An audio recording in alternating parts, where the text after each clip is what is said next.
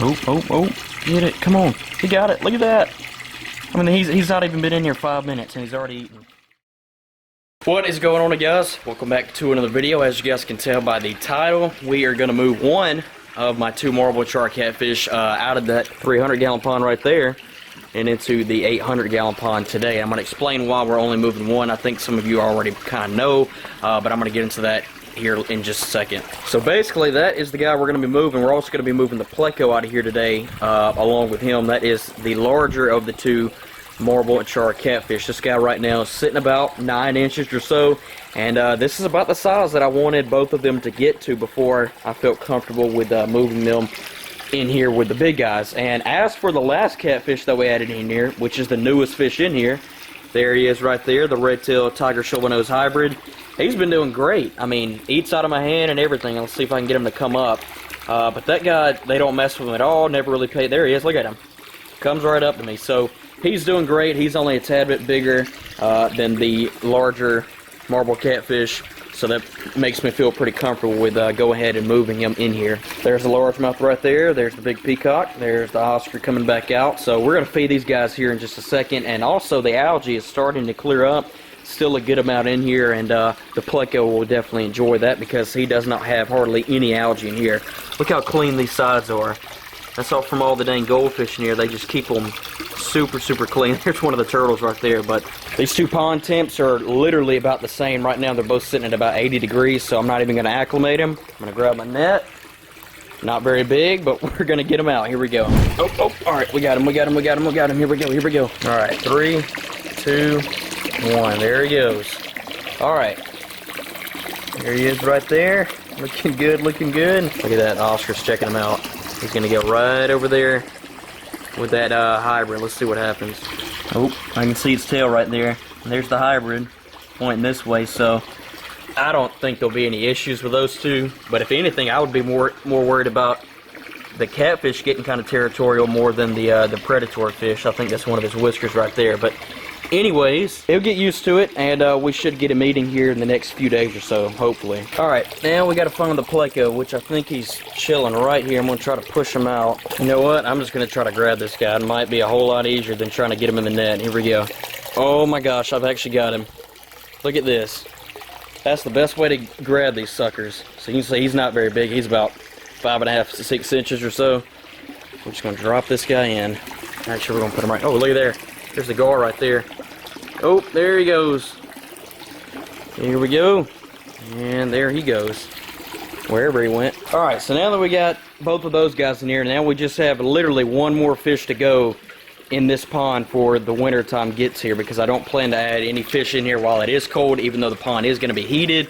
And that is the reason why I'm having to get all these tropical fish out of this pond right here, because it is not heated, but it's still warm enough outside right now that they're fine in it. So basically the reason why, and I the whole time, you know, I've been planning on moving both of those catfish at the same time. I'm going to bring the other one out here in just a second and feed it and show you the size difference. But the reason being is because that smaller one has not been getting as much food as the larger one.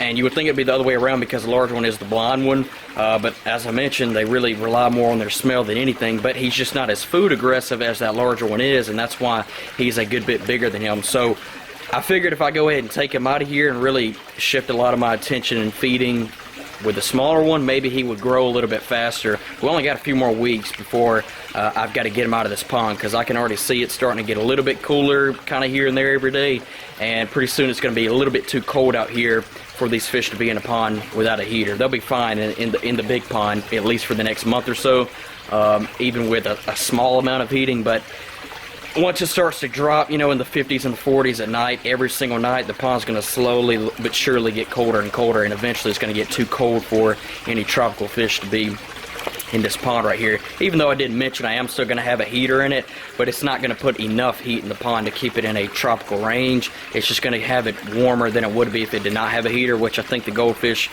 mosquito fish, and turtles will appreciate, even though they can handle the much cooler temperatures compared to what the tropical fish can handle. So this is one of the main foods, this and krill, that I feed to these predatory fish outside. This is some chopped up frozen silver sides, which is just like a small little bait fish.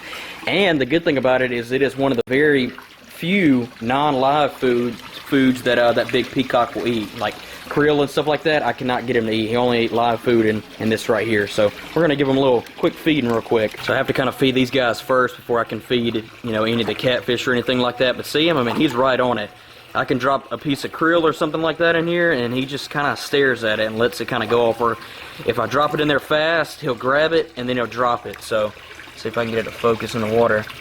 But these guys, they absolutely love these silver sides. I've been alternating, like I said, between that and the krill. Oh, look at that. That guy's coming out. He usually won't do that in the daytime. Coming out. Give the Oscar a piece. Got it. Wouldn't it be something if that marble catfish would already eat, even though he's only been in here for like 5 minutes? Oh my gosh, look, he's coming out. Wouldn't this be something if I could go ahead and get him to eat? I'm going to put some pieces on the bottom down here. And let's just see what happens. Oh gosh, of course they're going to go get them. Alright, I'm going to try to hand feed this shovel nose right here. Come on, he got it. That was a big chunk. I don't know if I got that on camera or not. Yeah, look at this marble catfish. Look at him. I'm going to try my best to get a piece down here to him if these guys don't get it. Look at that. He's eating. He's already eating. Look at that. Come here. Get it, get it, get it. Oh, shit. This dang Oscar keeps pecking at me. Look at that. And these catfish, man, they feed aggressive. I mean, they really do. Oh, oh, oh. Get it. Come on. He got it. Look at that. I mean, he's not even been in here 5 minutes and he's already eaten. That is just great. Oh, look at him. Look at him. Oh, they're going to get that. Yep. Whoa, I did not think he would come back there. That is a small gap right there, guys. That big sucker somehow fit back there. Trying to get one more piece to one of these catfish down here. I'm going to drop that one. Oh, he got it. Alright, now I'm going to do my best to bring this smaller marble catfish out so you guys can get a good look at him. And I mean, this is kind of where it starts of me trying to get him fattened up more, is right here. Oh, there he is, coming out. So you can already see, I mean, now that the bigger one's not in here and they're not side by side, it's kind of hard to tell. But I think you can pretty well get the description of what I'm talking about as to the size difference in these two. This guy's about 7.5, and the other one's at least a good 2 or 3 inches bigger than him. Oh my gosh, look at this guy. I'm gonna let him have that piece. Oh, I guess he's gonna get a piece too. Okay. Trying to get him one more piece of this guy. Come on. Come on, he got it. And that guy is definitely growing. I'm gonna try to get him to fully come out. He just does not like to come out as much as that other one would. The other one, he got where he would just pretty well stay out. There he is. But, oh, that's a turtle. There he is right there. I couldn't even tell. But he's definitely grown. And I just need to get him a little bit bigger before I put him in that other pond. And I think the reason, because of this, why he got kind of left behind is, like I said, he was not as food aggressive and just overall was not getting as much food. But now hopefully I can get more food to him. So that's pretty much it. I'm probably going to start to kind of transition back into more aquarium videos inside once it starts to cool down, because stuff out here is not going to be as entertaining because it's not going to be as active and they're not really going to want to eat as much, just what they kind of naturally do when it starts to get colder. I will still do outside videos, of course, on the heating situation of the big pond, and of course how these guys in this pond are doing as well, the 300. So yeah, that's pretty much it for now. We've got one more fish to go into the big pond before winter gets here, and then we're going to be locked and loaded. I'm not going to add anything new to it, at least for 4 or 5 months, until it starts to warm back up in the springtime. And we got a few more heaters to add as well. We've only got one heater on the pond right now, and it's keeping it above 80. It'll max out at like 82, 83 every day, drop down to about 79 at night, and then warm back up in the daytime. So one heater, 800 gallons. It's doing a pretty dang good job right now. Only 1,200 watts too. I plan to add 2 more to this pond and 1 to this pond, more as a backup heater for the big pond. But like I said earlier, just to kind of have a little more heating in this pond.